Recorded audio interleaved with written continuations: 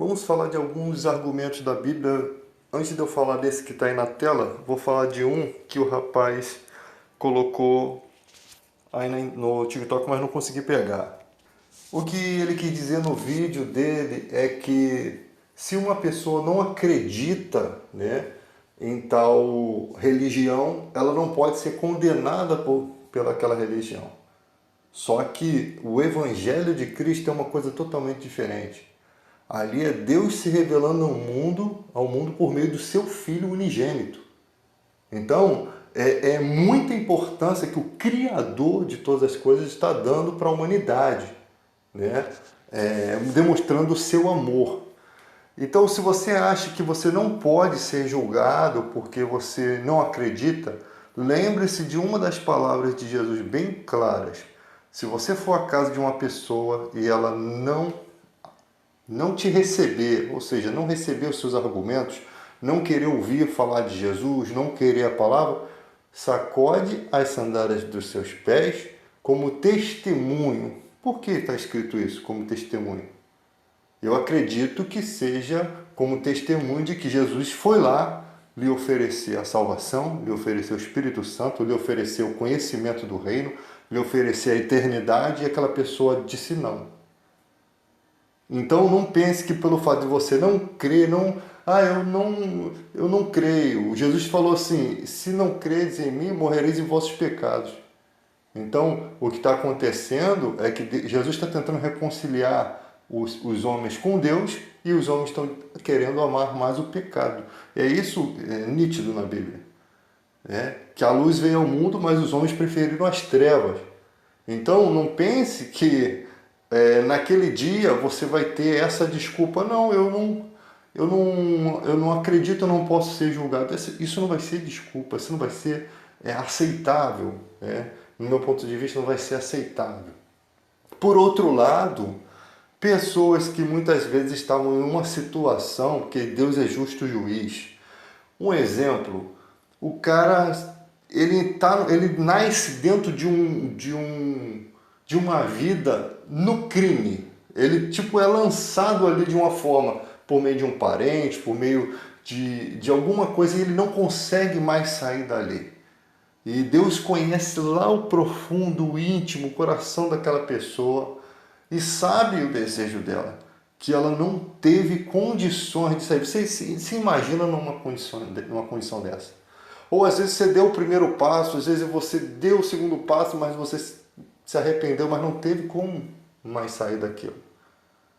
Aí eu acredito que o julgamento de Deus para essa pessoa seja diferente, porque ali dentro do interior dela existe um desejo de não ser daquela forma. E aquela pessoa às vezes até pediu a Deus para tirar ela daquilo, mas não aconteceu. Mas Deus conhece o coração. Por isso, talvez que Jesus tenha dito que se os milagres que foram feitos para os incrédulos israelitas fossem feitos lá em Sodoma e Gomorra, aquelas pessoas acreditariam, aquelas pessoas poderiam temer a Deus. Jesus foi categórico em dizer que se fossem feitos os mesmos milagres, eles creriam. Porque quando Jonas vai pregar aos povos bárbaros, Deus consegue inclinar o coração do homem. Uma palavra-chave para isso é quando Jesus fala que dificilmente o rico entrará no reino dos céus. É mais difícil um camelo passar por um buraco de uma agulha do que um rico no reino dos céus. Eu não vou entrar em questões teológicas, mas só para você ter ideia. E quando perguntam para ele: então quem pode ser salvo? Jesus fala: o que é impossível para o homem é possível para Deus.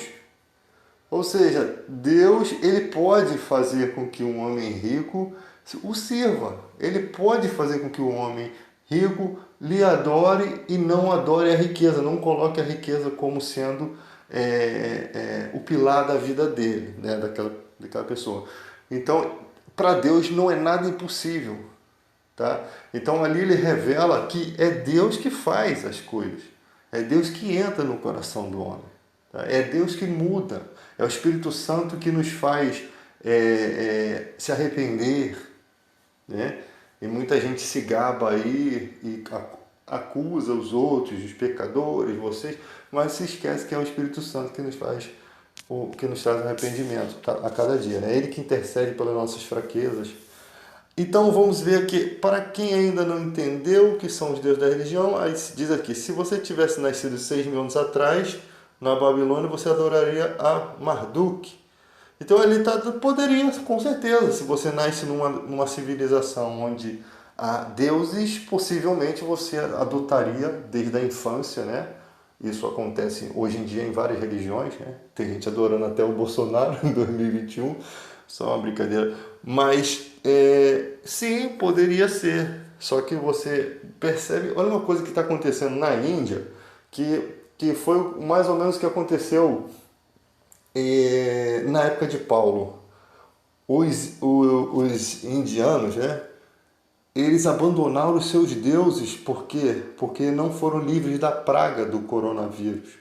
E essa história se assemelha muito com aquele fato do altar ao Deus desconhecido. Se vocês fizeram uma comparação, diz os livros antihistóricos a respeito daquela situação, que naquela época de Paulo, houve também uma grande praga que dizimou as pessoas e toda a civilização que adora deuses, o que eles fazem?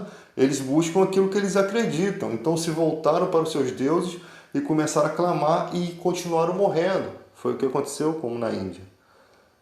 E ali o que acontece? Vendo que nada funcionava, chamaram um cara chamado Epimênides. E esse cara disse, olha, vamos clamar um Deus desconhecido, porque quem sabe existe um Deus maior do que o nosso. E o povo começou a clamar ao Deus desconhecido, né? Um Deus que não fazia parte da listagem de deuses, né?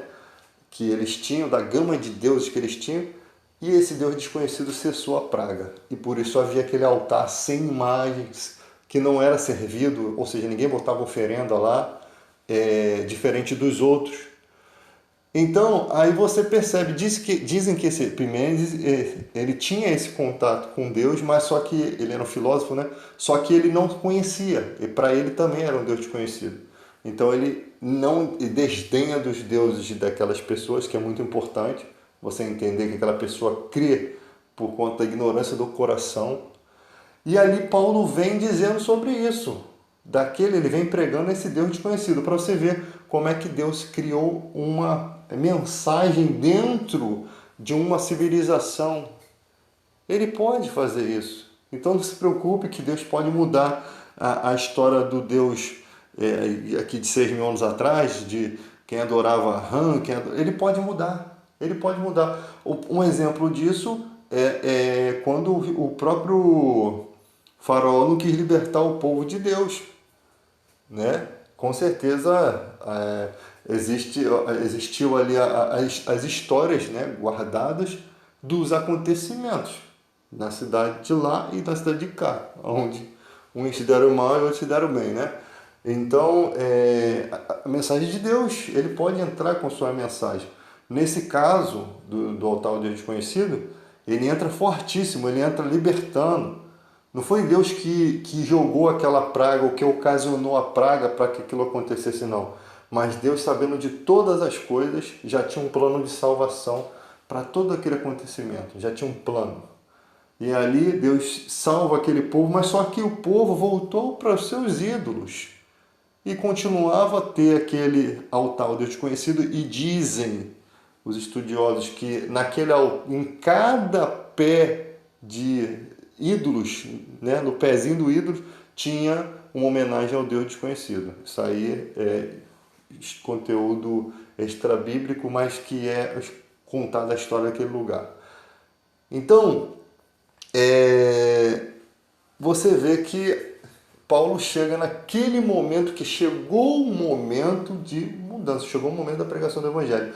Talvez essa época toda que Deus permitiu eles viverem ali, na ignorância, foi para que eles fossem alcançados na época do nome de Jesus, na época do nome que está acima de todo nome, né? E eles precisariam do nome de Jesus para expulsar todos os demônios da feitiçaria, de tudo que devia acontecer ali, que a gente não sabe, né? No meio daquelas ofertas todas ali aos deuses, sempre tem algumas loucuras, né? Antigamente sacrificavam o deus Mologue, pegavam os filhos recém-nascidos, sacrificavam no fogo para poder ter prosperidade. Então, os deuses colocam coisas loucas na mente das pessoas. Então, o nome de Jesus neutralizaria tudo aquilo. Talvez foi por conta disso. Então, não se preocupe que Deus sabe fazer as coisas, né? Então, essa desculpa aqui não cola. Ela não cola, realmente. Não tem como você achar que Deus não pode entrar na vida de uma pessoa. Claro que ele pode. Ele tem poder, ele não precisa nem falar, né? Ele não precisa nem falar. Se ele sugerir no coração dele que você vai passar por uma mudança, uma transformação, vai acontecer. Não tem, Só que Deus respeita muito o ser humano, né? E Deus respeita muito. Jesus fala: eu estou à porta e bato. Se você abrir, entrarei e cearei com você. Outra questão é que se as igrejas elas tivessem realmente focadas em salvar almas, o que elas estariam fazendo nessa época? O que acontece hoje que atrapalha o evangelho e difama o caminho da verdade é que muita gente sustenta realmente igrejas que são governadas por líderes que não são cristãos. Pelo que esses caras pregam, pelo que esses caras extraem do povo, né, dinheiro, esses caras não têm a mensagem de Deus. Eles não são cristãos. Se um dia foram cristãos, eles negaram a fé por dinheiro. Isso é possível. Porque Balaão era um profeta de Deus e ele era corrupto, ele era ganancioso. E tinha poder, tanto que Deus, na hora que ele amaldiçoou o povo, Deus teve que mudar a língua dele, porque Deus deu poder a ele, né? Então tinha que mudar a língua aí. Quando ele tentava amaldiçoar, ele acabava abençoando. Então Deus tinha o controle da língua do profeta, mas o dom que ele tinha dado, ele permitia para que Balaão se arrependesse, para que Balaão visse que a misericórdia de Deus na vida dele, né? E ele entendesse as misérias dele, para quando chegar no dia do juízo final, o cara não falar assim: pô, não tive oportunidade. Não. As oportunidades com Deus são inesgotáveis. Quando Jesus fala que quando uma ovelha se perde, ele deixa as 99 e vai atrás daquela que se perdeu, significa que o esforço de Jesus por alguém é muito grande. A ponto dele deixar 99 em segurança, guardados, em busca daquela perdida. Ele vai em busca, ele vai lutar por você. Mas e você, vai lutar por ele? Essa é a pergunta. Porque quando chegar no dia lá do juízo final, muitos vão dizer: Senhor, em teu nome não fizemos, em teu nome apartai-vos de mim, porque nunca vos conheci. Naquele dia não vai ter mais desculpa. Muita gente vai tentar dar desculpa, mas não terá mais desculpa. Porque Deus não pode mentir. Se Deus está te condenando, está condenado e acabou. Então, o que acontece no Brasil, e a gente foi provado muito nessa época de pandemia, somos provados mesmo, realmente, muita tristeza. Sabe o que é estranho? É que não parece, cara. A gente zoa na internet, a gente ri, a gente parece que está anestesiado de uma forma que a gente não entende o que está acontecendo na nossa época. Parece que tem um feitiço sobre... Sério, parece que tem um feitiço sobre a humanidade que dá a impressão que essas pessoas que morreram ainda são aquelas notícias de jornais que a gente via de outro país. O país, lá a Rússia está em guerra. Você está aqui no Brasil, você não está pouco se lixando o que está acontecendo lá, né? A gente pode até ficar sensibilizado. Tem gente que nem sensibiliza, quase que não sai aqui, nem se sensibiliza com nada, nem acontecendo aqui ao redor. Então parece que é um feitiço que não deixa as pessoas acreditarem que isso é real. Eu acho que era para a gente estar muito apavorado, andando com as 5 máscaras na cara, um com medo do outro, né? Era para a gente estar vivendo assim, mano. Porque é uma doença que você pega, leva para os seus filhos, você pode matar seus filhos, você pode matar os seus pais. Eu vi o depoimento, eu tenho umas outras mensagens que eu falei sobre isso, essa palhaçada de o cara vir dos Estados Unidos, né, para passar o Natal com os pais, vai matar os pais, vai ser um alto preço. E depois quando chegou o final de ano, depois daquela mensagem que eu fiz, um cara, ele testemunha, e eu fiquei ouvindo aquilo que ele falou. Eu matei meus pais, eu vim sabendo dos riscos, arrisquei e perdi. Matou os pais, porque trouxe o vírus. Porque eu estava vendo que estava muito bonito. Sabe quando a imprensa está muito preocupada, né? Com o Natal das pessoas. Essa preocupação é tudo clichê, é tudo para não passar tristeza no final de ano. E ele, não, você faz isso, você não toca nisso, você... Cara, eu acho que foi pior do que o Natal comum, mano. O nego deve ter se beijado, se agarrado, se abraçado, se transmitido o vírus para tudo quanto é lado. Por quê? Porque já estava muito tempo vivendo naquela angústia. Então não dava para esperar o medo. Então, tipo assim, até se entende. Mas era para a gente estar meio um pouco mais amedrontado. E o Rio de Janeiro continua lindo, né? Todo vermelhinho no mapa. Todo mundo ao redor tá amarelo ou azul. Só a gente tá igual o Chapolin Colorado. Vermelho com mais 45 há 3 dias atrás e agora tá vermelho. E não entendo isso. O povo carioca tá vivendo, né? E eu sempre disse que os grandes assassinos do povo foram as empresas de ônibus e de meios de transporte em geral, né? Até hoje, mano. Até hoje não tomaram vergonha na cara. Vai todo mundo entupido naquela lata de sardinha, mano. É uma vergonha o nosso país. É uma vergonha. Eu tinha que passar e apurar essa situação todinha, né? Aí agora no finalzinho, quando morreram já uns 300, agora já estão quase 500 mil, mas quando já estavam em 400 mil, que o BRT colocou aqueles ônibus doidos lá para poder dividir, né? Economia de dinheiro. Eles esperaram morrer muita gente, chegando no finalzinho da pandemia, quando já estava vacinando, eles começaram assim. Aí agora você tem a vacinação, primeira dose 1 milhão e pouco, segunda dose 14 mil. Pô, vocês estão de brincadeira, mano. Vocês querem matar a gente. Primeira dose 1 milhão e pouco, segunda dose 14 mil. Sendo que a segunda dose, que era para ter mais importância, eu preferia que tivesse 1 milhão da segunda dose. Aquelas pessoas que estão imunes da primeira ia ficar totalmente imune.